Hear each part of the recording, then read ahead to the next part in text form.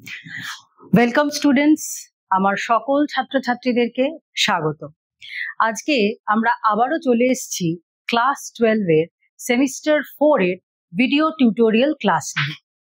আমরা বিগত কয়েকটা ক্লাসে বিভিন্ন রোগ এবং সেই রোগের ক্ষেত্রে তার খাদ্য কিরকম হওয়া উচিত সেটা আমরা পড়েছি, অর্থাৎ died in common deficiency disorders এবং কমন থেরাপিউটিক ডায়েট আমরা কিন্তু পড়ে নিয়েছি। আজকে আমরা থেরাপিউটিক ডায়েটেরই একটা ছোট্ট অংশ করতে চলেছি, সেটা হলো ডায়েট ইন ক্যান্সার। তাহলে শুরু করা যাক আজকের ক্লাসটা। নমস্কার, আমি জয়া চক্রবর্তী, সহশিক্ষিকা, ঢাকুরিয়া পরেশনাথ বালিকা বিদ্যালয়। তো আমাদের আজকের পড়ার যে বিষয়বস্তু, আমরা আজকে পড়তে চলেছি চ্যাপ্টার 3 সেমিস্টার 4 এর ইউনিট 1 এর chapter 3 diet therapy in few common diseases, যেখানে ডায়েট ইন ক্যান্সার এবং আমাদের সিলেবাসে খুব অল্প একটা অংশ আছে যেটা হলো একটা আউটলাইন কনসেপ্ট, ক্যান্সারের একটা আউটলাইন কনসেপ্ট। তাহলে শুরু করা যাক ক্লাসটা। ক্যান্সার সম্পর্কে জানার আগে আমরা একটু আমাদের পুরনো পড়ায় ফেরত যাব। ক্লাস 10 এর লাইফ সায়েন্সে আমরা কিন্তু কোষ বিভাজন খুব বড় করে আমরা পড়েছি। তো সেইটা যদি একটু আমরা মনে করতে পারি, আমরা বিভিন্ন দশায় দেখেছিলাম বিভিন্ন রকম পরিবর্তন হচ্ছে, নিউক্লিয়াসের পরিবর্তন হচ্ছে, কোষের সাইটোপ্লাজমে পরিবর্তন হচ্ছে এবং অনেকগুলো দশা সেটার মধ্যে ছিল। মানে কোষ চক্র ব্যাপারটা একটু নিজেরা মনে করে নাও। তাহলে সেই কোষ চক্রে আমরা দেখেছিলাম যে G0, G1, S, G2 এবং মাইটোটিক সেল ডিভিশন, বিভিন্ন ফেজ রয়েছে ক্যারিওকাইনেসিসে। তাহলে এই প্রত্যেকটি দশা একদম ভীষণ নিয়ন্ত্রিতভাবে ঘটে চলেছে। কিন্তু যদি পার্টিকুলার চেক পয়েন্টগুলো, যেখানে আমার সেল সাইকেলের যে চেক পয়েন্টগুলো রয়েছে, সেইখানে কোনো রকম ভাবে যদি নিয়ন্ত্রণ হারিয়ে যায়, তাহলে সেক্ষেত্রে কিন্তু একটা অনিয়ন্ত্রিতভাবে অনবরত কোষ বিভাজন ঘটেই চলবে। এই অনবরত কোষ বিভাজন ঘটার ফলাফলই কিন্তু সবসময় যে ক্যান্সার হবে তা নয়, কিন্তু তার ফলাফল থেকে হতে পারে দেহের মধ্যে ক্যান্সার। তাহলে একটু আমরা এটাকে সামান্য বিশদে আলোচনা করব। দেখো, এখানে আমরা একটা কথা দেখতে পাচ্ছি, অ্যাপপ্টোসিস। এই যে অ্যাপপ্টোসিস কথাটা, এই কথাটার অ্যাকচুয়াল মানে হলো, দেখো আমাদের দেহের মধ্যে অনবরত কোনো না কোনো কোষ কোনো না কোনো কারণে, হতে পারে সেটা একটা অভ্যন্তরীণ কারণ, হতে পারে সেটা একটা বাহ্যিক কারণ, যে কোনো কারণবশত দেহের মধ্যে যদি কোষ কোনো রকম ভাবে ক্ষতিগ্রস্ত হয়ে যায়, তাহলে সেই ক্ষতিগ্রস্ত কোষগুলো নিশ্চয়ই দেহের খুব একটা ভালো কাজে আসবে না বা ভালো কাজ করতে পারবে না। তখন সেক্ষেত্রে আমাদের দেহের মধ্যে এমন একটা ব্যবস্থা আছে যে ওই ক্ষতিগ্রস্ত কোষগুলোকে দেহ মেরে ফেলে এবং সেই ক্ষতিগ্রস্ত কোষগুলোকে মেরে ফেলার জন্যই কিন্তু আমাদের দেহটা ভালো থাকছে। তাহলে এই যে একটা নিয়ন্ত্রিত প্রক্রিয়া, যেখানে ক্ষতিগ্রস্ত কোষগুলোকে আমাদের দেহ নিজের থেকে মেরে ফেলছে, এই ঘটনাটাকেই বলা হচ্ছে অ্যাপপ্টোসিস। অর্থাৎ আমি যদি একটু গুছিয়ে বলি, এটা একটা প্রোগ্রামড সেল ডেথ। এবং কেন এই সেল ডেথটা হচ্ছে, সেটা দেহকে ভালো রাখার জন্য হচ্ছে, কারণ কোষ তো ক্ষতিগ্রস্ত হয়ে গেছে, সেটা তো দেহের জন্য ভালো কিছু করতে পারবে না। তাহলে এই যে অ্যাপপ্টোসিস প্রক্রিয়া ঘটছে, সেটা দেহের মধ্যে অনেক কিন্তু কাজে সাহায্য করছে। কিরকম? পুরনো হয়ে যাচ্ছে, হয়ে ক্ষতি হচ্ছে যে কোষগুলোর, তাকে সরিয়ে নতুন কোষ আসছে, তাহলে সেগুলোকে না সরালে নতুন কোষ আসতে পারবে না। তাহলে কি রিপ্লেসেস দ্য ওল্ড সেল। আর কি আমাদের দেহের অনাক্রম্যতা ব্যবস্থা ভালো রাখছে, ক্ষতিগ্রস্ত কোষগুলোকে মেরে ফেলে।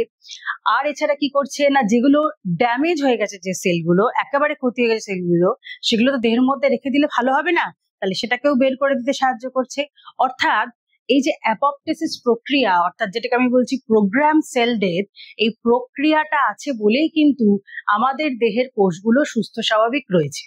এবং যে মুহূর্তে তারা অসুস্থ হবে বা তারা ক্ষতিগ্রস্ত হবে, তারা ড্যামেজড হবে এবং যদি দেহের কোনো কাজে না লাগে, তখন এই প্রক্রিয়ার দ্বারাই কি হবে, তাদেরকে দেহের মধ্যে মেরে ফেলা হবে। তাহলে এটা খুব গুরুত্বপূর্ণ একটা প্রক্রিয়া। তাহলে হঠাৎ করে আমি অ্যাপপ্টোসিস কেন বললাম, দেখা যাক। এইবারে দেখো, আমরা চলে যাচ্ছি নিওপ্লাসিয়া বা টিউমার। অ্যাপোপ্টোসিস ব্যাপারটা আমরা একটু বুঝলাম যে এটা একটা প্রোগ্রাম সেলদের, অর্থাৎ যদি কোষের কোনো ক্ষতি হয় এবং সেটা যদি দেহের কোনো প্রয়োজন না হয় তাহলে আমাদের দেহ সেটাকে মেরে ফেলছে। এইবারে আমি আসছি, সাধারণভাবে কোষ বিভাজন যখন নিয়ন্ত্রণ হারিয়ে ফেলছে, সেটা ওই একই ব্যাপার, কোনো না কোনো কারণবশত হতে পারে, আমাদের দেহের অভ্যন্তরীণ কোনো কারণ, হতে পারে বাহ্যিক কোনো কারণ। তাহলে যে কারণেই হোক না কেন, সেই কারণবশত যদি কোষের বিভাজন প্রক্রিয়াটার কোনো কারণে নিয়ন্ত্রণ হারিয়ে ফেলে, সেক্ষেত্রে অনিয়ন্ত্রিতভাবে কি হবে না, কোষ বিভাজিত হতে থাকবে। দেখো এখানে আমরা একটা নর্মাল সেল দেখতে পাচ্ছি, স্বাভাবিক কোষ, সেটা অনিয়ন্ত্রিতভাবে বিভাজিত হয়েছে, সংখ্যায় অনেক বেড়ে গেছে। এই যে অনিয়ন্ত্রিতভাবে বিভাজিত হচ্ছে, এইটাকে বিজ্ঞানের ভাষায় বলা হয় নিউপ্লাজিয়া, বা আরো চলতি ভাষায় আমরা এটাকে বলে থাকি টিউমার, বা আমরা বৈজ্ঞানিক ভাবে কি বলে থাকি না অ্যাবনর্মাল সেল গ্রোথ, অর্থাৎ অস্বাভাবিক অনিয়ন্ত্রিত কোষের বিভাজন যখন দেহে ঘটে, তখন দেহের মধ্যে যেটা তৈরি হয় সেইটাকে আমরা বলে থাকি টিউমার, বা বিজ্ঞানের ভাষায় কি বললাম এক্ষুনি, নিওপ্লাজিয়া। এবার সব নিওপ্লাজিয়াই যে ক্যান্সারে রূপান্তরিত হবে তা কিন্তু নয়, এখানেও আবার একটা ব্যাপার রয়েছে। দেখে নি কি হচ্ছে ব্যাপারটা। আমরা যদি এই ছবিটা দেখি, এখানে দেখতে পাচ্ছি যে হঠাৎ করে এই জায়গাকার কোষগুলো কি হচ্ছে, একটা অস্বাভাবিক রূপে তারা বাড়ছে, বেড়ে চলেছে, এবং সেই বৃদ্ধিটা কিরকম হচ্ছে না, সেই বৃদ্ধিটা হচ্ছে তোমার একটা অনিয়ন্ত্রিত প্রক্রিয়াতে বৃদ্ধিটা ঘটে চলেছে। এটাকে একটু যদি আমি দেখো জিনিসটা, এই যে এইখানে একটা কোষের বিভাজন ঘটছে আমরা দেখতে পাচ্ছি, এবার এই বিভাজনটা হঠাৎ করে কি হলো, অনিয়ন্ত্রিত হয়ে অনেকখানি হয়ে গেল। তাহলে এইটাকে আমি এক্ষুনি কি বললাম, যে ঘটনাটা কি ঘটছে, নিওপ্লাজিয়া, অনিয়ন্ত্রিত কোষ বিভাজন। এবার নিয়ন্ত্রণ হারিয়ে যখন সেটা আস্তে আস্তে আমি কি দেখছি, দেহের একেবারে অন্য দিকে চলে যাচ্ছে, এবং এইখানে দেখো রক্তবাহ নালী রয়েছে, তার মধ্যে কিন্তু আস্তে আস্তে গিয়ে প্রবেশ করছে। অর্থাৎ টিউমার বা নিওপ্লাজিয়া যদি এক জায়গায় একেবারে স্ট্যাটিক থাকে, সেখান থেকে ছড়াচ্ছে না, তখন সেটা আমরা কি বলি, আমরা বলি বেনাইন। কিন্তু সেটা যখন ছড়াতে থাকে তখন সেইটা কিসের রূপ নেয়, সেটাকে বলা হয় ক্যান্সার। তাহলে আশা করি তোমরা একটু বুঝতে পারলে যে আমরা টিউমার বলতে কি বলছি এবং ক্যান্সার বলতে আমরা কি বলছি। আরেকটু আমরা ক্লিয়ার হব এই ছবিটা দেখলে। দেখো এখানে একটা বেনাইন টিউমারের ছবি রয়েছে এবং এখানে একটা ম্যালিগন্যান্ট টিউমারের ছবি রয়েছে।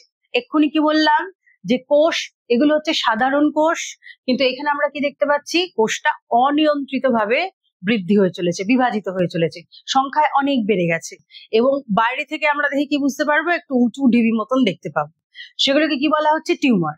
সেটা যদি বাইরে থেকে বোঝা যায় ভালো, দেহের অভ্যন্তরীণে থাকলেও কিন্তু সেটা আমরা বুঝতে পারবো না, কিন্তু জায়গাটায় কি হচ্ছে, অস্বাভাবিক কোষের বিভাজন হচ্ছে। এবার এই ছবিটা যদি আমরা দেখি, যে কোষগুলো কিন্তু আস্তে আস্তে ছড়িয়ে ছিটিয়ে আশেপাশের দেহের অংশগুলোকে ক্ষতিগ্রস্ত করতে চলেছে, এই অবস্থাকে বলা হয় ম্যালিগন্যান্ট টিউমার, বা এটাকেই ডাক্তারি ভাষায় বলা হচ্ছে ক্যান্সার বা ক্যান্সারাস গ্রোথ। এইবারে আমরা চলে যাচ্ছি, তাহলে মোটামুটি আমরা বুঝতে পারলাম যে বেনাইন টিউমার, বা এটাকে বলা হচ্ছে নন ম্যালিগন্যান্ট টিউমার বা নন ম্যালিগন্যান্ট নিওপ্লাজিয়া, এবং সেটাই যখন ছড়িয়ে যাচ্ছে তখন আমরা বলছি ম্যালিগন্যান্ট টিউমার বা ক্যান্সার। এবার আমরা দেখে নেব ঘটনাটা ঘটার জন্য কে দায়ী।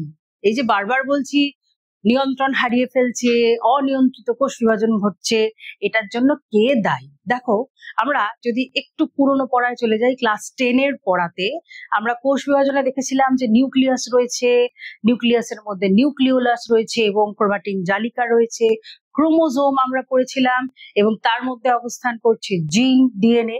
ঠিক এই জিন কিন্তু বহুল অংশে দায়ী এই ক্যান্সার রোগের জন্য। কিরকম না, দেখো আমরা এখানে একটা শব্দ পড়ছি অনকোজিন।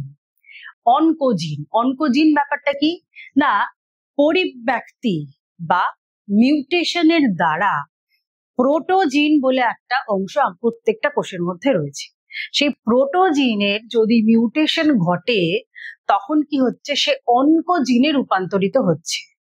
আর এই প্রোটোজিনের কাজ হচ্ছে কি না, এরা হচ্ছে স্বাভাবিক নর্মাল জিন।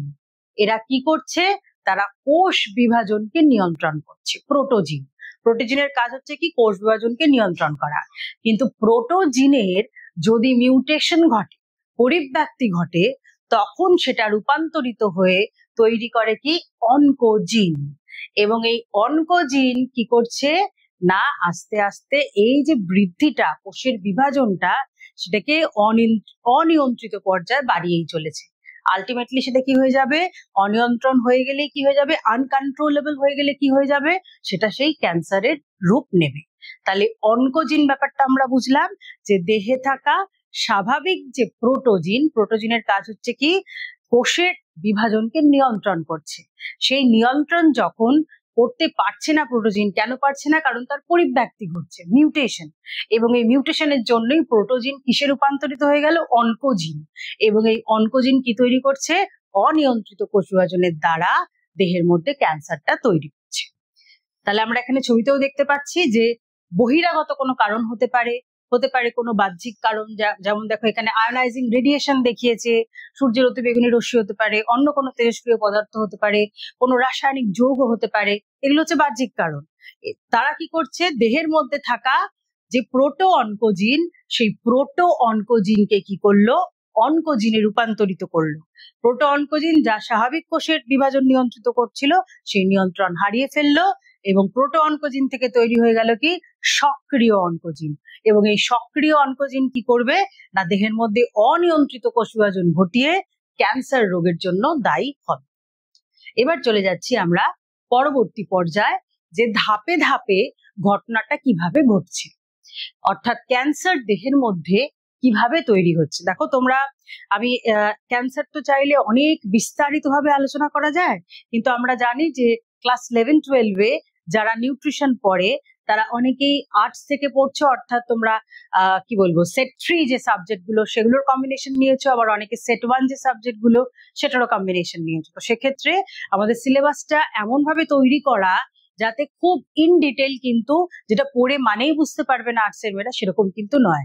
তাহলে খুব একদম আউটলাইন কনসেপ্ট যেটা আমাদের সিলেবাসে রয়েছে, সেই আউটলাইন কনসেপ্ট যদি আমরা বোঝার চেষ্টা করি, তাহলে ঘটনাটা কি ঘটছে দেহে একবার চট করে আমরা সিনপসিস করে নেব। কি হচ্ছে না, আমার বহিরাগত কোনো কারণ, কোনো এনভায়রনমেন্টাল কজ, বহিরাগত কারণে যে এক্ষুনি যেটা বললাম, কোনো রাসায়নিক বস্তু হতে পারে, কোনো তেজস্ক্রিয় পদার্থ হতে পারে, কোনো আয়োনাইজিং রেডিয়েশন হতে পারে, এগুলো কি করছে, বা মনে করো বাইরে থেকে আগত কোনো ভাইরাস বা ব্যাকটেরিয়া হতে পারে।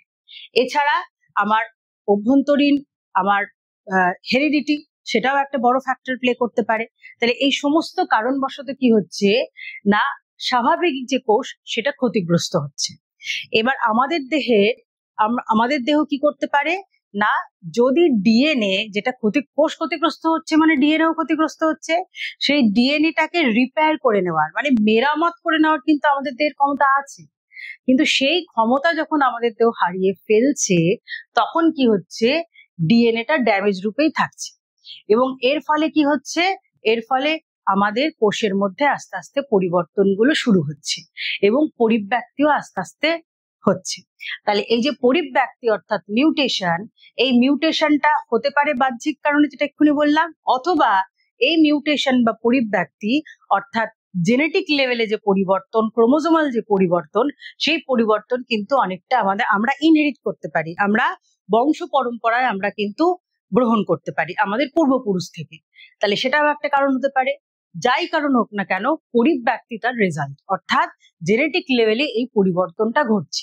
এবং বেশ কিছু মিউটেশন হওয়ার ফলে এক্ষুনি যেটা বললাম, অনকোজেনেসিস হচ্ছে, অর্থাৎ অনকোজিন যেটা, সেইটা কি হচ্ছে, সক্রিয় হয়ে যাচ্ছে। এইরকম অবস্থায় দেহের মধ্যে অনকোজিন সক্রিয় হয়ে যাচ্ছে। এর ফলে কি হচ্ছে, একদম শুরুতে পড়েছিলাম অ্যাপপ্টোসিস, যে ক্ষতিগ্রস্ত কোষকে আমাদের দেহ মেরে ফেলতে পারে, সেটা দেহের ভালোর জন্য করে অ্যাপপ্টোসিস।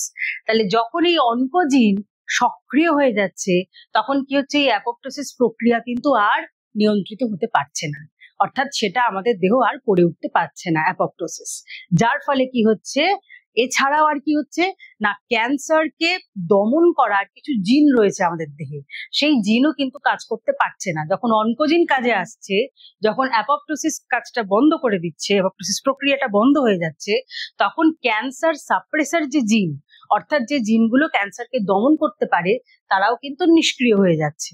তাহলে এই সমস্ত কিছুর ফলাফল আলটিমেটলি কি হচ্ছে না, অনিয়ন্ত্রিতভাবে কোষ বিভাজিত হতেই থাকছে এবং সেক্ষেত্রে নিওপ্লাজিয়াটা কি হয়ে যাচ্ছে, ম্যালিগনেন্ট হচ্ছে, অর্থাৎ দেহের এক জায়গা থেকে সেই বৃদ্ধিটা আস্তে আস্তে আস্তে আস্তে কোষ বিভাজিত হতে হতে হতে ছড়াচ্ছে।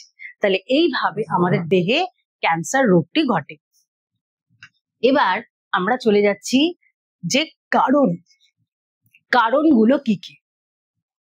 আমরা যদি স্লাইডটার দিকে তাকাই, দেখো এখানে আমরা দেখতে পাচ্ছি এক্সোজেনাস, অর্থাৎ বহিরাগত বিভিন্ন কারণ। বহিরাগত প্রচুর কারণ রয়েছে যাকে কিন্তু আজকাল ক্যান্সারের জন্য দায়ী করা হচ্ছে। তাহলে বহিরাগত কারণগুলো কি কি, আমি আগের স্লাইডগুলো বলার টাইমে আলোচনার মধ্যে অনেকবারই বলে দিয়েছি, দেখো তোমরা মনে করতে পারছো কিনা। প্রথমেই যেটা থাকছে সেটা হচ্ছে নানা রকম কেমিক্যাল এজেন্ট, অর্থাৎ রাসায়নিক কোনো বস্তু প্রভাবক রূপে কাজ করছে। সেই রাসায়নিক বস্তু কিরকম হতে পারে, নানা রকম জৈবিক বস্তু হতে পারে, হ্যাঁ, প্লাস্টিক হতে পারে, পেন্টস হতে পারে, বিভিন্ন রকম রং, আচ্ছা ফুড কালারও হতে পারে, হ্যাঁ, আর কি হতে পারে, গ্লুজ, আঠা, অর্থাৎ নানা ধরনের রাসায়নিক পদার্থ কিন্তু দায়ী করা হচ্ছে আজকের দিনে দাঁড়িয়ে ক্যান্সার করার জন্য। চলে যাচ্ছি পরের পয়েন্টে, আয়োনাইজিং রেডিয়েশন অর্থাৎ বিকিরণ।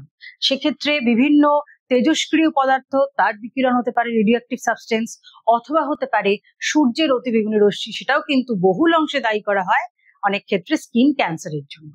তাহলে আমরা সেকেন্ড পয়েন্ট করলাম আয়োনাইজিং রেডিয়েশন। তারপর চলে যাচ্ছি টোব্যাকো অর্থাৎ তামাক, ভীষণ ভীষণ ইম্পর্টেন্ট একটা বাহ্যিক কারণ যেটা ক্যান্সারের জন্য দায়ী করা হচ্ছে, এবং একটা ক্লিয়ার রিলেশন দেখা গেছে, অর্থাৎ টোব্যাকো বা তামাক পাতা যে ক্যান্সার করে, বহু পর্যালোচনা হয়েছে, বহু পড়াশোনা করা হয়েছে, এবং একদম পরিষ্কার ভাবে বোঝা যায় যে ক্যান্সার করার জন্য কিন্তু এই তামাক পাতা দায়ী, বহুল অংশে দায়ী। এবং দেহের কোন কোন অংশে ক্যান্সার করতে পারে, দেখো থ্রোট, মাউথ, এই ক্যান্সার গুলোর জন্য কিন্তু দায়ী করা হচ্ছে। কিন্তু এখানে একটা পয়েন্ট মাথায় রাখতে হবে তোমাদের, সেটা হচ্ছে লং টার্ম ইউজ। আমি দুদিন খেলাম, 2 মাস বাদে হঠাৎ করে আমার ক্যান্সার হয়ে যাবে তা কিন্তু না। লং টার্ম ইউজ, যারা অনেক দিন ধরে খেতে খেতে অভ্যস্ত, তাদের ক্ষেত্রে কিন্তু এই জেনেটিক মিউটেশনটা হয় এবং ক্যান্সার রোগটা বহুল অংশে এই তামাক পাতাকে দায়ী করা হয় ক্যান্সার রোগের জন্য। আর কি, খাদ্য, ভীষণ রকম ভাবে একটা পজিটিভ অ্যাসোসিয়েশন রয়েছে বিভিন্ন রকমের খাদ্যের সঙ্গে দেহের মধ্যে ক্যান্সার হওয়ার। চলো দেখে নি কি কি খাদ্যকে বলা হচ্ছে। প্রথমেই যেটা আসছে রেড মিট, অর্থাৎ পাঁঠার মাংসকে কিন্তু বহুল অংশে দায়ী করা হয় ক্যান্সার করার জন্য। এবং পার্টিকুলারলি রেড মিট নর্মাল যেটা সেটা কিন্তু নয়, বলা হচ্ছে প্রক্রিয়াজাত রেড মিট যেগুলো, বা যে কোনো প্রক্রিয়াজাত ফ্লেশ ফুড, প্রসেসড মিট যেটাকে আমরা বলি, বা প্রসেসড চিকেনও আমরা বলতে পারি। প্রসেসড ফুড বলতে উদাহরণস্বরূপ আমরা বলতে পারি স্যালামি বা বেকন, যেগুলো খাওয়া হয় আজকের দিনে দাঁড়িয়ে শহরাঞ্চলে কেন, অনেক দূরবর্তী জেলাতেও কিন্তু এই ধরনের খাদ্যের অভ্যাস আস্তে আস্তে চলে আসছে। বেকন, স্যালামি, হ্যাম ইত্যাদি এই ধরনের প্রসেসড রেড মিট থেকে কিন্তু ভীষণ রকম ভাবে দেখা গেছে যে তারা ক্যান্সার রোগের জন্য দায়ী। আর কি, সুগার অর্থাৎ শর্করা, এবং পার্টিকুলারলি একক শর্করা এবং রিফাইন্ড সুগার, পরিশোধিত যে একক শর্করাগুলো রয়েছে, রিফাইন্ড সুগার, চিনি যেটা সাধারণ খাবারের মধ্যে আমরা খেয়ে থাকি, সেটাও কিন্তু একটা পজিটিভ অ্যাসোসিয়েশন রয়েছে ক্যান্সারের জন্য। আর কি না, ফ্যাটস, কোন ধরনের ফ্যাট, স্যাচুরেটেড ফ্যাট, অর্থাৎ মোস্টলি যেটা আমরা অ্যানিমাল বা প্রাণী দেহ থেকে যে ফ্যাটগুলো আমরা গ্রহণ করে থাকি, সেই ধরনের স্যাচুরেটেড ফ্যাট কিন্তু দায়ী করা হচ্ছে ক্যান্সারের জন্য। ল্যাক অফ অ্যান্টিঅক্সিডেন্ট ভিটামিনস, এটা আমাদের বহু পুরনো পড়া, সেম 1 সেম 2 দুটোর ক্ষেত্রেই আমরা দেখেছি যে বিভিন্ন ভিটামিন দেহের মধ্যে জারণ প্রক্রিয়াকে প্রতিহত করছে, আমরা তাদেরকে বলে থাকি অ্যান্টিঅক্সিডেন্ট ভিটামিন। তাদের মধ্যে উল্লেখযোগ্য হলো ভিটামিন এ, ভিটামিন সি এবং ভিটামিন ই। পার্টিকুলারলি ডায়েটে যদি এই ভিটামিনগুলোর অভাব থাকে, তাহলে কিন্তু অনেকের ক্ষেত্রে দেখা গেছে যে ক্যান্সার রোগের জন্য কিন্তু এগুলোকে দায়ী করা হচ্ছে। আর কি না, এক্সেসিভ অ্যালকোহল, কনজাম্পশন, অর্থাৎ মাদক দ্রব্য অত্যাধিক পরিমাণে সেবন করা, গ্রহণ করাও কিন্তু ক্যান্সারের জন্য দায়ী করা হয়। তাহলে মোটামুটি ভাবে আমরা কিন্তু বেশ অনেকগুলো পয়েন্ট দেখলাম যে খাদ্য কিভাবে ক্যান্সারের জন্য খাদ্যকে দায়ী করা হচ্ছে। এবার আমরা চলে যাচ্ছি কিছু জীবাণু, মাইক্রো অর্গানিজমকেও কিন্তু ক্যান্সারের জন্য দায়ী করা হয়। তাদের মধ্যে উল্লেখযোগ্য দুটো এখানে আমি বলেছি, এছাড়াও আরো অনেক রয়েছে। একটা হচ্ছে হেপাটাইটিস বি ভাইরাস, লিভার ক্যান্সারের জন্য দায়ী, এবং আরেকটা হচ্ছে গিয়ে HPV, human papilloma virus, cervical ক্যান্সারের অন্যতম কারণ হিউম্যান প্যাপিলোমা ভাইরাস। তাহলে ভাইরাসও কিন্তু আমাদের দেহের মধ্যে প্রবেশ করার পর জেনেটিক মিউটেশন ঘটাতে পারে, পরিব্যক্তি ঘটাতে পারে, অ্যাপোপ্টোসিস বন্ধ করতে পারে, এবং একটা আনকন্ট্রোলড সেল গ্রোথ অর্থাৎ অনিয়ন্ত্রিত কোষ বিভাজন দেহের মধ্যে করার জন্য এই ভাইরাস বা অন্যান্য ব্যাকটেরিয়া, এই জীবাণুগুলো কিন্তু অনেকাংশে দায়ী করা হয়। এবার আমরা চলে যাচ্ছি পরবর্তী দুটো পয়েন্ট। একটা হলো স্ট্রেস। স্ট্রেস থেকে অর্থাৎ অত্যাধিক পীড়ন এবং চাপ, এরকম অবস্থায় আমরা অবসাদগ্রস্ত হয়ে পড়ি। এইরূপ অবস্থায় কি হয়, আমাদের দেহের মধ্যে একটি গ্ল্যান্ড রয়েছে যার নাম হলো থাইমাস গ্ল্যান্ড। এই থাইমাস গ্ল্যান্ড কি করছে, আমাদের দেহে থাইমোসিন নামক একটি হরমোন ক্ষরণ করছে। এই থাইমোসিন হরমোন কি করছে না, মনে করো এটাও সেই পুরনো পড়ায় চলে যাচ্ছি আমি, লাইফ সায়েন্সের পুরনো পড়া, টি সেল বি সেল তোমরা পড়েছো অলরেডি, যে কিভাবে দেহের অনাক্রাম্যতা রক্ষা করে তারা। এই টি সেল তৈরি করার জন্য কিন্তু থাইমাস গ্ল্যান্ড দায়ী। আর আমরা যত স্ট্রেসড অবস্থায় থাকবো, যত পীড়িত অবস্থায় থাকবো, তত কিন্তু এই থাইমাস গ্ল্যান্ড কি করবে, ভালো করে কাজ করতে পারবে না, এবং তার ফলাফল কি হবে, ওই টি সেল যেটা আমাদের অনাক্রাম্যতার জন্য দায়ী সেটা কিন্তু তৈরি হবে না, যার ফলে দেহের রোগ প্রতিরোধ অবস্থা একেবারে কোলাপস করবে এবং সহজেই কিন্তু ক্যান্সার হওয়ার প্রবণতা দেহের মধ্যে অনেকটাই বেড়ে যাবে। এবার আমরা চলে যাচ্ছি লাস্ট পয়েন্টে, বাহ্যিক কারণগুলোর মধ্যে, সেটা হচ্ছে সিডেন্টারি লাইফস্টাইল, অর্থাৎ একেবারেই কোনো কায়িক পরিশ্রমবিহীন জীবনযাত্রা যাদের, তাদের ক্ষেত্রেও কিন্তু দেখা গেছে যে ক্যান্সার হওয়ার প্রবণতা অনেকটা বেশি।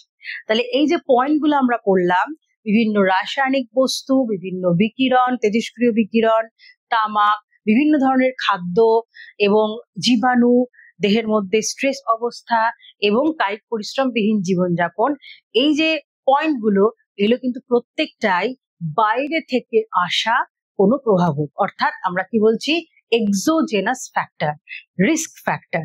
বলা হচ্ছে না যে এইগুলো আছে মানেই আমার ক্যান্সার হবেই, কিন্তু দেখা গেছে ক্যান্সারের ঝুঁকি বা প্রবণতা অনেকটা বাড়িয়ে দেয়, অর্থাৎ এরা হচ্ছে সবাই রিস্ক ফ্যাক্টর অফ ক্যান্সার। কিরকম রিস্ক ফ্যাক্টর না, এক্সোজেনাস রিস্ক ফ্যাক্টর। এবার আমরা চলে যাচ্ছি আমাদের পরবর্তী স্লাইডে, যেটাকে আমরা বলছি এন্ডোজেনাস, অর্থাৎ দেহের অভ্যন্তরীণ। এটার উপরে কিন্তু আমাদের হাত নেই, আমাদের দেহের ভিতরে যেটা ঘটবে তার উপর কিন্তু আমাদের সেরকম ভাবে নিয়ন্ত্রণ নেই, কিন্তু বাহ্যিক আমরা নিয়ন্ত্রণ করলেই কিন্তু দেহের অভ্যন্তরীণ নিয়ন্ত্রণটাও হতে পারে। তাহলে এন্ডোজেনাস ফ্যাক্টরের মধ্যে একদম সর্বপ্রথম যেটা আসছে সেটা হচ্ছে আমার হেরিডিটি, আমার বংশগতি। বংশ পরম্পরায় যদি জিনে কোনো ডিফেক্ট থাকে তাহলে পরিব্যক্তি হতে থাকবে, এবং সেই পরিব্যক্তির দরুনই ক্যান্সারটা তৈরি হয়। আমরা আগেই জেনেছি প্রোটো অনকোজেনেসিস, অনকোজিন আমরা আগেই পড়ে নিয়েছি। তাহলে সেক্ষেত্রে জেনেটিক ডিফেক্ট করতে পারে এই মিউটেশনটা, আর এই মিউটেশনটা যত হবে তত ক্যান্সারের প্রতি ঝুঁকি কিন্তু যে কোনো মানুষের বাড়বে।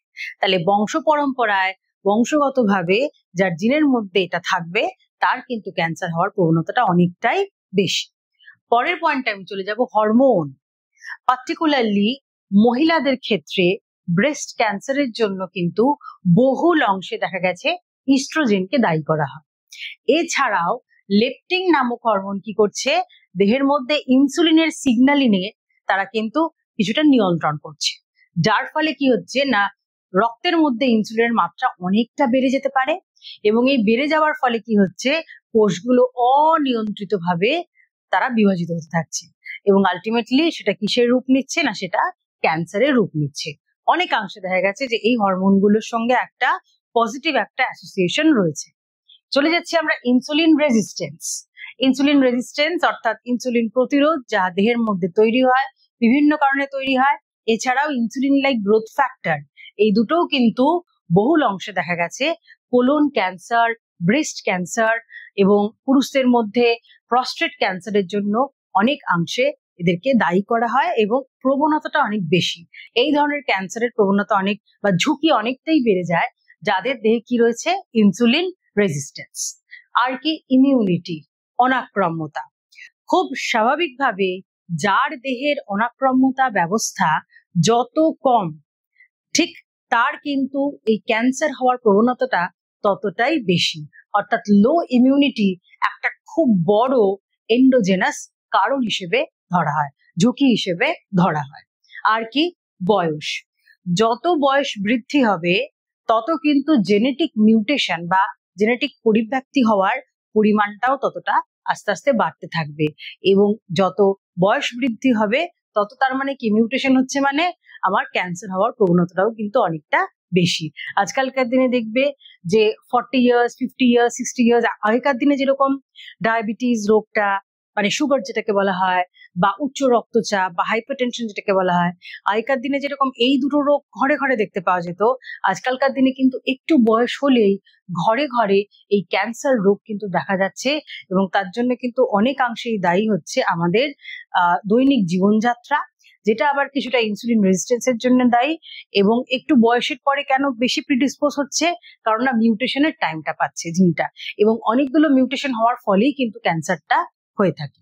তাহলে এজ একটা ফ্যাক্টর গেল। আর কি না, মেটাবলিক সিনড্রোম। এটা অলরেডি আমরা লাইফস্টাইল ডিসঅর্ডার যখন আমরা পড়েছিলাম, ডায়েট ইন লাইফস্টাইল ডিসঅর্ডার, তখন আমরা মেটাবলিক সিনড্রোম বা এক্স সিনড্রোম তখন আমরা দেখেছি কি জিনিসটা, যাদের ওজন বেশি বা যাদের মনে করো রক্তে কোলেস্টেরলের মাত্রা বেশি, যাদের রক্তচাপ বেশি, বা যাদের ওয়েস্ট টু হিপ রেশিও বেশি, এরকম অনেকগুলো ফ্যাক্টর রয়েছে। এই কম্বিনেশন ফ্যাক্টর গুলো যাদের মধ্যে রয়েছে তারাই তো মেটাবলিক সিনড্রোমের শিকার। এবং দেখা গেছে এদের সঙ্গে একটা ওই সিডেন্টারি লাইফস্টাইল, যেটা আমি বললাম যে কায়িক পরিশ্রমের ভীষণ রকম অভাব, তাহলে এই যে পুরো অ্যাসোসিয়েশনটা, এটাও কিন্তু বহুল অংশে রিস্ক ফ্যাক্টর হিসেবে ধরা হয় ক্যান্সার দেহের মধ্যে তৈরি করার জন্য। তাহলে মোটামুটি ভাবে এই যে মেটাবলিক সিনড্রোম, এরা কোন ধরনের ক্যান্সারের সঙ্গে যুক্ত করা হয় এদেরকে, না মহিলাদের ক্ষেত্রে আবারও সেই ব্রেস্ট ক্যান্সার এবং ইন জেনারেল কোলন ক্যান্সার, এবং পুরুষদের ক্ষেত্রে ধরা হচ্ছে প্রস্টেট ক্যান্সারের জন্য কিন্তু এই মেটাবলিক সিনড্রোমটাকে দায়ী করা হচ্ছে। তাহলে মোটামুটি ভাবে আমরা লাস্ট দুটো স্লাইডে আমরা যেটা পড়লাম সেটা হলো বিভিন্ন ঝুঁকি বা বিভিন্ন প্রভাবক, সেটা বাহ্যিক হতে পারে, এক্সোজেনাস হতে পারে, অথবা অভ্যন্তরীণ হতে পারে মানে এন্ডোজেনাস হতে পারে। এই দু ধরনের ফ্যাক্টর আমরা দেখলাম যারা ক্যান্সারের ঝুঁকিটাকে অনেকটা বাড়িয়ে দিচ্ছে।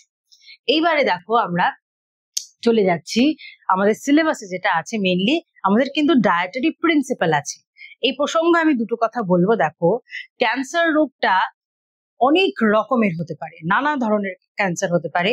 হতে পারে সেটা লিকুইড টিউমার, হতে পারে সলিড টিউমার।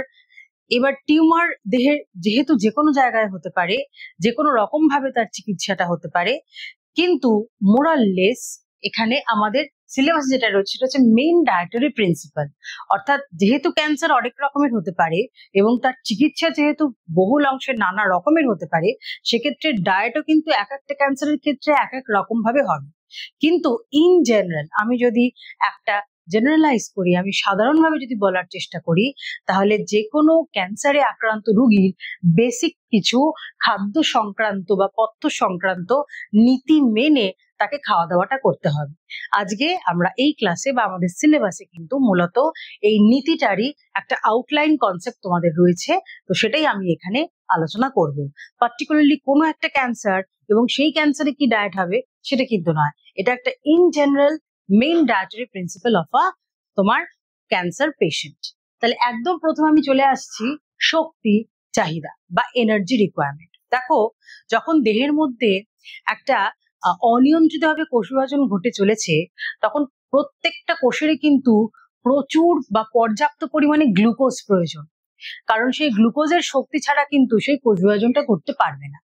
তাহলে সেই গ্লুকোজের চাহিদাটা মেটাতে গিয়ে প্রচুর কিন্তু সে শক্তি প্রয়োজন সঞ্চয় করবে। তাহলে সেই শক্তিটা কার থেকে করবে? যার দেহে বাসা বেঁধেছে তার দেহ থেকেই করবে। তাহলে স্বভাবতই কি হবে, যে কোনো ক্যান্সার পেশেন্টের কিন্তু শক্তির চাহিদা অনেকটা বেড়ে যাবে। এখানে দেখো, ইন জেনারেল একটা 2000 কিলো ক্যালোরির ডায়েট দিতে হবে যার মোটামুটি পৌষ্টিক মান ঠিক ঠিক রয়েছে, মানে সে খুব রুগ্ন নয়, বা অস্বাভাবিক তার ওজন বেশিও নয়, যে মানে মোটামুটি স্ট্যান্ডার্ড যার নিউট্রিশনাল স্টেটাস, পুষ্টির মান যার স্বাভাবিক, তার কিন্তু অন্ততপক্ষে 2000 ক্যালোরির একটা ডায়েট লাগবে। এবার আমি চলে আসছি, যদি কোনো অপুষ্ট ব্যক্তির ক্যান্সার হয় তাহলে তার ক্ষেত্রে কিন্তু আর এই 2000-এ চলবে না, তখন তাকে 2000-এর অনেকটা বেশি কিলো ক্যালোরি তার রিকোয়ারমেন্ট থাকছে। সেক্ষেত্রে দেখো আমরা দেখতে পাচ্ছি প্রায় 3000 থেকে 4000 কিলো ক্যালোরি তার দৈনিক চাহিদা হয়ে যাচ্ছে। অর্থাৎ স্বাভাবিকভাবে আমরা জানি যে একজন মহিলার ICMR 2020 এনার্জি রিকোয়ারমেন্ট যদি আমি দেখি, তাহলে 1160 হচ্ছে গিয়ে একটা সিডেন্টারি ফিমেলের একটা চাহিদা। তার সেই জায়গায় দাঁড়িয়ে সে যদি ক্যান্সার আক্রান্ত হয়, তার এই শক্তির চাহিদা কিন্তু অনেকটাই বেড়ে গিয়ে দাঁড়াচ্ছে 2000 কিলো ক্যালোরি। এবং সে যদি একেবারে পুষ্টির নিম্নমান তার যদি থাকে দেহে, অর্থাৎ লো নিউট্রিশনাল স্ট্যাটাস, তখন সেটা হয়ে যাচ্ছে প্রায় 3000 থেকে 4000 কিলো ক্যালোরি। তাহলে শক্তির চাহিদা আমরা দেখলাম। এবারে চলে যাচ্ছি ক্যান্সারে আক্রান্ত রোগীর প্রোটিনের চাহিদা কিরকম হবে। দেখো আবারও এখানে বলবো যে কোষগুলো খারাপ হয়ে যাচ্ছে, নষ্ট হয়ে যাচ্ছে, ক্যান্সার কোষগুলো কি করছে, আশেপাশের কোষগুলোকেও তো নষ্ট করে দিচ্ছে। মানে ক্যান্সার একটা অস্বাভাবিক কোষ, ক্যান্সারের কোষগুলো অস্বাভাবিক কোষ, তার আশেপাশে যে স্বাভাবিক কোষগুলো রয়েছে সেগুলোকেও কিন্তু সে নষ্ট করার পথে যাচ্ছে। এবং যে ওষুধ, মূলত রেডিয়েশন থেরাপি বা কিমোথেরাপি যে ট্রিটমেন্টটা করা হয় ক্যান্সারের ক্ষেত্রে, তাদের টার্গেট হতে পারে ক্যান্সার সেল, কিন্তু তারা কিন্তু অনেক স্বাভাবিক কোষগুলোকেও মেরে ফেলে। তাহলে আমরা কি দেখতে পাবো, আমরা দেখতে পাবো যে একটা ক্যান্সারের রোগীর দেহে অনবরত কিন্তু কোষ বিভাজন হওয়ার ফলেও তার অনেক ভালো কোষ মারা যাচ্ছে। তাহলে সেক্ষেত্রে নতুন করে সেই কোষগুলো তৈরি করার জন্য তার প্রোটিনের চাহিদা কিন্তু প্রচুর বেড়ে যাবে। দেখো এখানে কিরকম বলা রয়েছে না, অলরেডি তার সেই কোষগুলোকে মেরামত করতে হচ্ছে, এবং অনেক ক্ষেত্রে কারুর অস্ত্রোপচারের সাহায্য নিতে হয়, অনেক সার্জিক্যাল ট্রিটমেন্ট রয়েছে, হয়তো যে অঙ্গে ক্যান্সারটা হয়েছে সেই অঙ্গের অংশটা কেটে বাদ দিতে হলো, তাহলে সেখানেও তো স্বাভাবিক কোষ আবার তৈরি করতে হবে। তাহলে মোট কথা হলো যে নষ্ট হয়ে যাওয়া কোষগুলোর জায়গায় নতুন কোষ যেগুলো তৈরি হবে, সেই তৈরি হওয়ার জন্য তার প্রোটিনের চাহিদাটা প্রচুর পরিমাণে বেড়ে যাচ্ছে। কিরকম ভাবে বাড়ছে দেখো না, 0.5 গ্রাম পার কেজি বডি ওয়েট হচ্ছে ন্যূনতম চাহিদা, তার মিনিমাল রিকোয়ারমেন্ট। এবং এই চাহিদাটা ক্যান্সারের ক্ষেত্রে বেড়ে গিয়ে ডিমান্ডটা এতটাই হয়ে যাচ্ছে যে প্রত্যেক কেজি দৈহিক ওজনের জন্য 2.5 গ্রাম করে প্রোটিন তার দৈনিক চাহিদাতে রূপান্তরিত হচ্ছে। তাহলে প্রচুর পরিমাণে তাকে কিন্তু প্রোটিনটাকে গ্রহণ করতে হবে। এবার আমরা চলে যাচ্ছি বিভিন্ন মাইক্রোনিউট্রিয়েন্ট। মাইক্রোনিউট্রিয়েন্ট বলতে এখানে বিভিন্ন ভিটামিন, বিভিন্ন খনিজ লবণ। সেক্ষেত্রে এখানে একটু আমি বলতে চাই ব্যাপারটা, যে যখনই দেহের মধ্যে কোনো কিমোথেরাপি বা রেডিয়েশন থেরাপি এরকম ধরনের যখন ট্রিটমেন্ট চলছে, হ্যাঁ, বা আজকাল ক্যাপসুল ফর্মেও অনেক কিমোথেরাপি এসছে, তাহলে এই ট্রিটমেন্টের দরুন কিন্তু কোনো ব্যক্তি এই ট্রিটমেন্টের সাইড এফেক্ট থেকে কিন্তু পালাতে পারে না। অর্থাৎ তার দেহে এই ট্রিটমেন্টের জন্য যা ভালো হওয়ার হচ্ছে, কিন্তু সেই ট্রিটমেন্টের কিন্তু একটা সাইড এফেক্ট, অর্থাৎ যেটাকে আমরা বলে থাকি পার্শ্ব প্রতিক্রিয়া, সেটা কিন্তু দেহের মধ্যে হয়ে চলেছে। এবং এই পার্শ্ব প্রতিক্রিয়ার অন্যতম একটা যেটা খাবারের সঙ্গে সম্পর্কিত, সেটা হলো তার একটা গা বমি ভাব, অর্থাৎ নসিয়া, এবং অনেকের ক্ষেত্রে এটা বমির রূপও নেয়, অর্থাৎ ভমিটিং। তাহলে এই যে নসিয়া আর ভমিটিং, এই যে টেন্ডেন্সি তার থেকে যাচ্ছে, তার জন্য কিন্তু তার চাহিদা অনেক হওয়া সত্ত্বেও তার খাদ্য গ্রহণের মাত্রাটা অনেকটাই কম। তো সেক্ষেত্রে পর্যাপ্ত পরিমাণে ভিটামিন এবং খনিজ লবণ তার প্রচুর প্রয়োজন। সেই প্রয়োজনটা মেটাতে তার দৈনিক খাদ্য তালিকায় মাল্টিভিটামিন এবং মাল্টিমিনারেল ট্যাবলেটটা কিন্তু রাখাটা অত্যন্ত প্রয়োজনীয়। এবার আমি চলে আসছি ফ্যাটস, অর্থাৎ শক্তি। ফ্যাট স্নেহ পদার্থের থেকে যে শক্তি, সেই স্নেহ পদার্থ একটু আমি বললাম যে মেটাবলিক এনার্জি ডিমান্ড অনেক হাই, তার দেহে বিপাক ক্রিয়া অনেকটা বেড়ে গেছে, শক্তির চাহিদা অনেকটা বেড়ে গেছে। এবং শক্তির আমরা জানি মূল অংশটা কিন্তু আমাদের খাদ্যের মধ্যে যেরকম শর্করা থেকে পাই, সেরকম কিন্তু ফ্যাটের থেকেও অনেকটা পাই। এবং পার্টিকুলারলি ক্যান্সার রোগীদের ক্ষেত্রে বলা হয় যে মোট শক্তির 30% আসবে ফ্যাট থেকে, এবং সেই ফ্যাটটা অবশ্যই হবে সম্পৃক্ত ফ্যাট নয়, সেটা ভেজিটেবল অয়েল থেকে তোমার আনস্যাচুরেটেড ফ্যাট, অসম্পৃক্ত ফ্যাট। যেমন মনে করো যে কোনো রিফাইন তেল হতে পারে, সর্ষের তেল হতে পারে, অলিভ অয়েল হতে পারে, বা ফ্ল্যাক্সিড, অ্যাভোকাডো, এগুলো খুব হেলদি ফর্ম অফ ফ্যাট। এইগুলো তার খাদ্য তালিকায় থাকলে কি হবে না, তার ফ্যাটের চাহিদাটাও পূরণ হবে এবং একই সাথে তার অনেকটাই আরোগ্য লাভ হবে। চলে আসছে এবারে ফ্লুইডস অর্থাৎ তরল। পর্যাপ্ত তরলের কিন্তু গ্রহণ করা অত্যন্ত বাঞ্ছনীয় ক্যান্সার পেশেন্টের। কারণটা কি না, আবারও চলে আসছি সেই তার ট্রিটমেন্টের ক্ষেত্রে। যে কিমোথেরাপি বা যে ড্রাগ গুলো তাকে দেওয়া হয়েছে দেহের মধ্যে, তার তো সাইড এফেক্ট রয়েছে, এবং সেইগুলো অনেক ক্ষেত্রে কি করে দেহের মধ্যে নানা রকম অতিবিষ তৈরি করতে পারে, নানা রকম টক্সিনস তৈরি করতে পারে। সেই টক্সিন, সেই বিষ জাতীয় পদার্থগুলোকে দেহের বাইরে বের করতে হবে, এবং সেটা মূলত ঘাম এবং মূত্রের মাধ্যমে বের করা তখনই সম্ভব যখন সেই পেশেন্টটি পর্যাপ্ত পরিমাণে তরল গ্রহণ করছে। অর্থাৎ ফ্লুইডস, হাই ফ্লুইড ইনটেক কি করবে, দেহ থেকে ওই টক্সিন গুলোকে ফ্লাশ আউট করতে সাহায্য করবে। তাহলে আমরা ওভারঅল দেখলাম যে একটা ডায়েটারি প্রিন্সিপাল কি হচ্ছে ক্যান্সারের, তার high energy, high protein, multivitamin mineral supplementation, adequate fat এবং পর্যাপ্ত পরিমাণে ফ্লুইড। উচ্চমাত্রায় শক্তি, উচ্চমাত্রায় প্রোটিন এবং অত্যাবশ্যকীয়ভাবে মাইক্রোনিউট্রিয়েন্টের ট্যাবলেট, মাল্টিভিটামিন মিনারেল ট্যাবলেট, পর্যাপ্ত পরিমাণে ফ্যাট এবং অতিরিক্ত মাত্রায় তরল গ্রহণ তার কিন্তু বাঞ্ছনীয় থাকছে তার আরোগ্য লাভের জন্য। তাহলে মোটামুটি ভাবে আমরা ডায়েট পার্টটা দেখলাম। এবার আলাদা করে যেটা তোমাদের খুব ইম্পর্টেন্ট সেটা হচ্ছে কিছু ফাইটোকেমিক্যাল, কিছু জৈব রাসায়নিক বস্তু যা বিভিন্ন রকম সবজি, ফল বা শাকপাতার মধ্যে রয়েছে। এরা কি করে, এরা কিন্তু বহুল অংশে দেহের মধ্যে অ্যান্টিঅক্সিডেন্টের কাজ করে।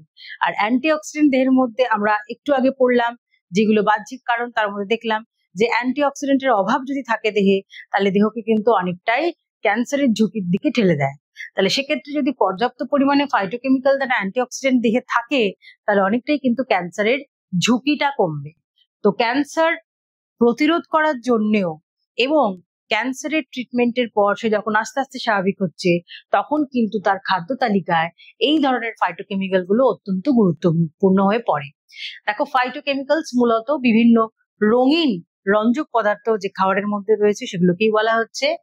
যদি আমি রঙের দিক থেকে যাই, তাহলে সাদা বা হোয়াইট, সেটা কোন ধরনের ফাইটোকেমিক্যাল থাকে, অ্যালাইল সালফেট।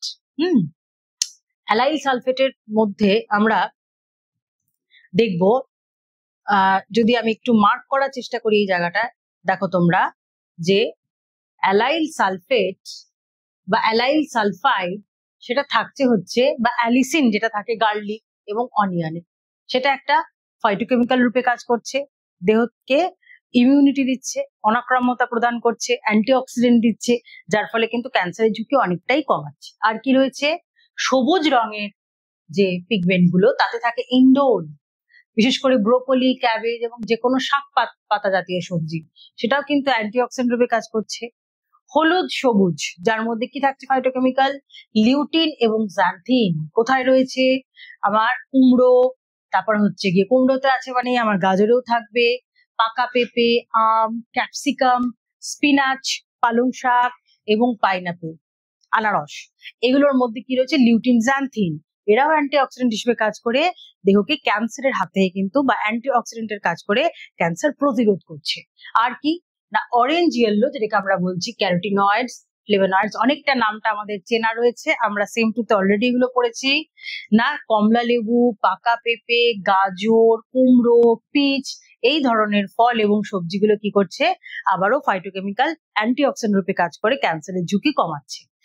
আর purple blue colour anthocyanin pigment, ব্লুবেরিতে থাকতে পারে, তারপর হচ্ছে আঙুরের মধ্যে থাকতে পারে, কালো জামে থাকতে পারে, লাল লাইকোপিন পিগমেন্ট থাকছে টমেটো এবং আমার ওয়াটারমেলন, তরমুজের মধ্যে থাকছে। তাহলে এই যে ফাইটোকেমিক্যাল গুলো, যত আমার প্লেটের মধ্যে রঙিন সবজি, ফল, শাক পাতা থাকবে, তত কি বোঝা যাবে যে আমার ফাইটোকেমিক্যালের পরিমাণ বেশি রয়েছে, এবং তত তার কি হবে না, ক্যান্সার হওয়ার প্রবণতা বা ক্যান্সারের ঝুঁকি কিন্তু অনেকটাই কমানো যাবে। তাহলে এটা দিয়ে আমরা মোটামুটি ভাবে ডায়েটারি পোর্শনটা শেষ করলাম। এবার দেখো, আমরা একটু ছবি দিয়ে দেখে নিই যে যেগুলোর কথা আমি এতক্ষণ ধরে বলছিলাম, যে কোন কোন ফাইটোকেমিক্যাল ক্যান্সার প্রতিরোধ করতে পারে। দেখো, এখানে সব রকম কিন্তু হলুদ, তারপর হচ্ছে গিয়ে কমলা, লাল, হ্যাঁ, তারপর হচ্ছে পার্পল, ভায়োলেট, তারপর বেদানা, সেটাতেও লাল রয়েছে। হ্যাঁ, বিভিন্ন রকম রঙিন, যত রকম রঙিন শাকসবজি ফল রয়েছে সবই কিন্তু অ্যান্টিঅক্সিডেন্টের প্রাচুর্য রয়েছে তার মধ্যে এবং ক্যান্সার প্রতিরোধ করতে পারে। এবার আমরা চলে যাচ্ছি কিছু স্পেশাল নির্দেশিকা, কিছু বিশেষ নির্দেশিকা বা গাইডলাইন যেটা ক্যান্সারের রোগীকে মাথায় রাখতে হবে। এতক্ষণ ধরে আমি দেখছিলাম আমি ক্যান্সার খাদ্যের দ্বারা কিভাবে প্রতিরোধ করব, ওটাও কিন্তু খুব ইম্পর্টেন্ট। ওটা কিন্তু 2 মার্কসের শর্ট কোশ্চেনের জন্য ভীষণ ভীষণ ইম্পর্টেন্ট যে কিভাবে খাদ্য ক্যান্সারকে প্রতিরোধ করতে পারে। একদম শুরুতে আমরা দেখলাম যে খাদ্য কিভাবে ক্যান্সারের জন্য দায়ী, আর এর আগে আমরা দেখলাম যে খাদ্য কিভাবে ক্যান্সারটাকে প্রতিরোধ করতে পারে। এইবার দেখো বিশেষ কিছু নির্দেশিকা রয়েছে, যেহেতু আমি বারবারই বলছি যে একটা গা বমি, বমি ভাব, দুর্বলতা, এই ভাবগুলো থাকছে যে কোনো ক্যান্সারের রোগী যখন তার ট্রিটমেন্ট চলে, তখন সেই রকম পর্যায়ে তার বিশেষ কিছু নির্দেশিকা মাথায় রাখতে হবে। কিরকম? তার খাদ্যের পরিমাণ হবে পরিমাণে অল্প কিন্তু বারে বেশি, যেটাকে আমরা বলে থাকি small meals but at frequent intervals. আর কি হবে না, তরল খাদ্যটা চেষ্টা করা হবে স্ট্র দিয়ে যাতে খেতে পারি।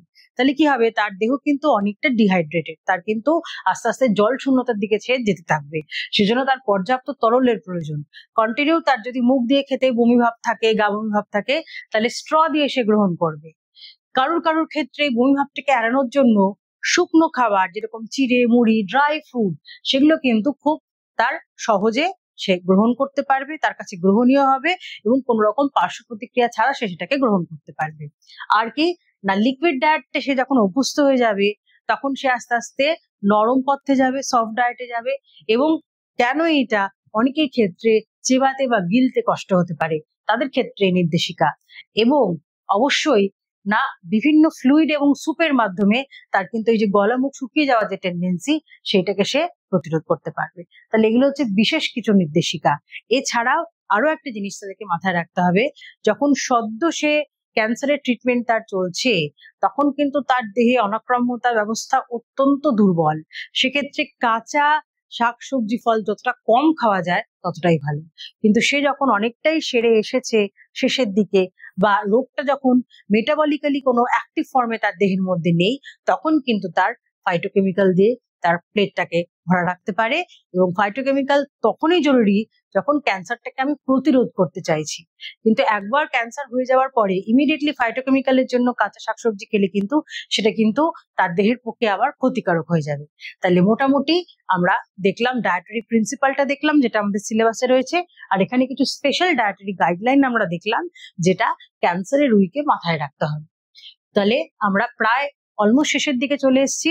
এবার চট করে আমরা একটু কোয়েশ্চেন গুলো দেখে নিতে পারি যে এই পার্টিকুলার পোর্শন থেকে আমার ছোট কোয়েশ্চেন এবং বড় কোয়েশ্চেন কিরম কিরম আসতে পারে। দেখো প্রথমে যেটা বলা রয়েছে যে state the names of any two endogenous and two exogenous risk factors of cancer. অর্থাৎ ক্যান্সারের জন্য ঝুঁকিপূর্ণ যে কোনো দুটি বহিরাগত বা যে কোনো দুটি অভ্যন্তরীণ প্রভাবকের নাম লেখো। 2 নম্বরের আসতে পারে অ্যাপপ্টোসিস বলতে কি বোঝো, হোয়াট ইজ অ্যাপপ্টোসিস? ম্যালিগনেন্সি কাকে বলে, হোয়াট ইজ ম্যালিগনেন্সি? অনকোজিন বলতে কি বোঝো, what you understand by oncogene? এগুলো সবই একদম প্রথম দিকে আলোচনা হয়েছে। State the name of any two phytochemical in preventing cancer. এই যে এতগুলো ফাইটোকেমিক্যাল বললাম, লাল রঙের জন্য কে দায়ী, তারপর পার্পল রঙের জন্য কে দায়ী, হলুদের জন্য কে দায়ী, সবুজ বা সাদা, অনেকগুলো ফাইটোকেমিক্যাল আলোচনা হয়েছে। 2 নম্বরের কোয়েশ্চেন আসতেই পারে যে কোনো দুটি ফাইটোকেমিক্যালের নাম লিখবে এবং অবশ্যই নামের সাথে তোমরা কালারটাও কিন্তু মেনশন করতে ভুলবে না, তবেই কিন্তু উত্তরে ফুল মার্কস পাবে। আর কি রয়েছে, state the role of food in causation of cancer. অর্থাৎ ক্যান্সারের জন্য কিভাবে খাদ্য দায়ী হতে পারে, সেখানেও আমরা কিন্তু বহিরাগত কারণে খাদ্য হিসেবে অলরেডি আমরা করে নিয়েছি। বিভিন্ন প্রসেসড মিট, রিফাইন্ড সুগার, তারপরে ফ্যাটস, এগুলো কিন্তু আমরা অলরেডি দেখে নিয়েছি যে তারপর হচ্ছে তামাক, টোব্যাকো, অ্যালকোহল, এগুলো কিন্তু দায়ী করা হয় ক্যান্সারের জন্য। তাহলে সেখানেও ছোট ছোট করে পয়েন্ট করে করে লিখবে 2 মার্কসের জন্য। শুধুমাত্র ফুড পার্টটা তোমাকে আলোচনা করতে হবে। তাহলে মোটামুটি এগুলোই শর্ট কোশ্চেন এখান থেকে খুব ইম্পর্টেন্ট। এবার চলে যাচ্ছে আমি লং কোশ্চেন। লং কোশ্চেন 5 মার্কসের আসবে। 5 মার্কসের লং কোশ্চেনে যে প্রভাবকগুলো আমরা দেখলাম বা যে ঝুঁকিগুলো দেখলাম, সেটা বড় কোশ্চেন আসতে পারে যে বিভিন্ন বাহ্যিক এবং অভ্যন্তরীণ ক্যান্সারের ঝুঁকিগুলি আলোচনা করো। Discuss the endogenous and exogenous risk factors of cancer. Describe the underlying dietary principal of the diet of cancer patient. অর্থাৎ একটি ক্যান্সারের রোগীর তার রোগের প্রকোপ কমাতে তার পথ্যের নীতিগুলি আলোচনা করো। সেক্ষেত্রে আগে যে আলোচনা করলাম যে শক্তির চাহিদা কেন বাড়ছে, কিরকম লাগবে, প্রোটিনের চাহিদা কেন বাড়ছে, একই রকম ভাবে ফ্লুইড ইত্যাদি, মাল্টিভিটামিন ট্যাবলেট, প্রত্যেকটা পয়েন্ট করে করে লিখবে। পুরোটা কমপ্লিট করলে কিন্তু তবে 5 এ 5। আচ্ছা, how is cancer produced in our body, describe with a schematic diagram.